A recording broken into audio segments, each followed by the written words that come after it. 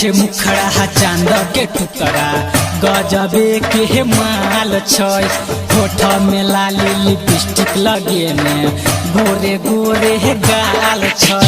लग में बोला के हसीना से सटा के लगे में बोला के हसीना से सटा के उड़बै छै ओढ़निया ओढ़निया ओढ़निया। छोरी हिप्पी वाली देखबै छै जवनिया छोरी हिप्पी वाली देखबै छै जवनिया।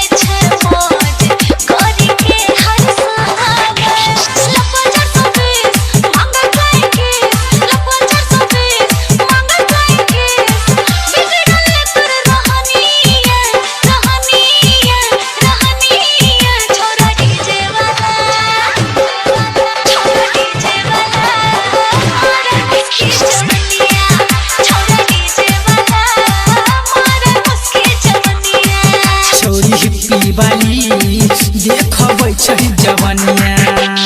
डीजे सुमित सतीश रैमा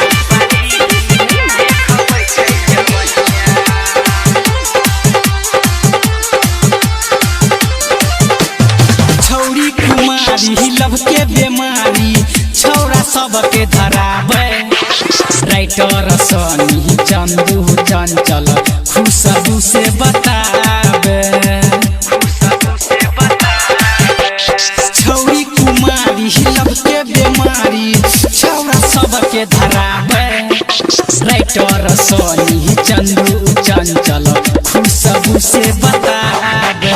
चढ़ल छै जवानी करे छै मना मानी चढ़ल छै जवानी करे छै मना मानी। बनते के कर ई कनिया कनिया कनिया। छौरी हिप्पी वाली देखबै छै जवनिया छौरी हिप्पी वाली देखबै छै जवनिया।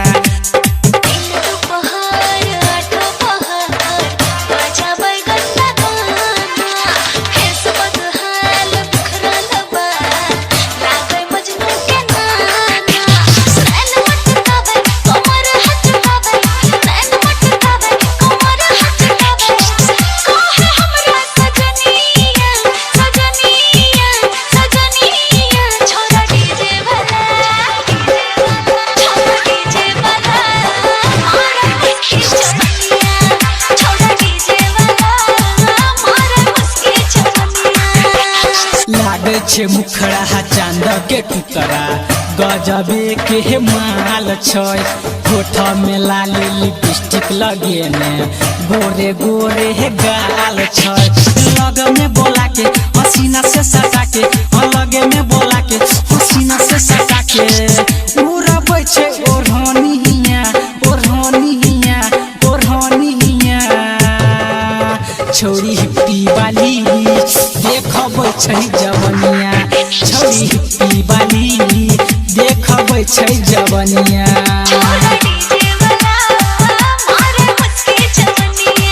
छोरी हिप्पी वाली देखबै छै जवनिया।